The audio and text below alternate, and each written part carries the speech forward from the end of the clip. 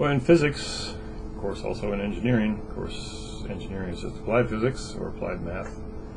In physics, the cross product gives a measure of something called torque, which torque is the moment m of a force F about a point P. We've talked about moments in calculus too.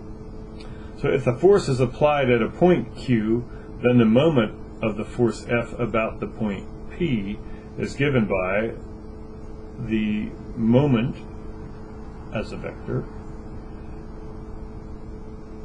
is the cross product of vector PQ and force F.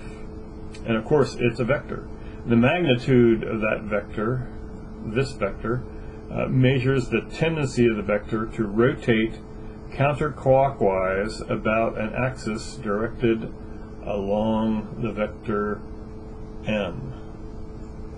So this is a vector, and the magnitude measures the tendency of the vector PQ to rotate counterclockwise about an axis directed along the vector m. Okay, here's an example. A wrench is 8 inches long. We're tightening a bolt with a force of 30 pounds. See, here's the 30-pound force applied at a 60-degree angle at the handle at the end of the wrench as shown. Find the magnitude of the force exerted on the bolt in foot-pounds. And hint, theorem 10.8 number 2 is useful. Let's see, what was that one?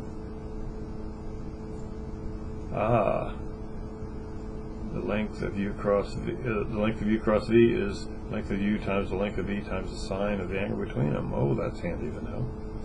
Okay, so we got an 8-inch. I guess might be better to think of that as 2/3 of a foot. So the length of W cross F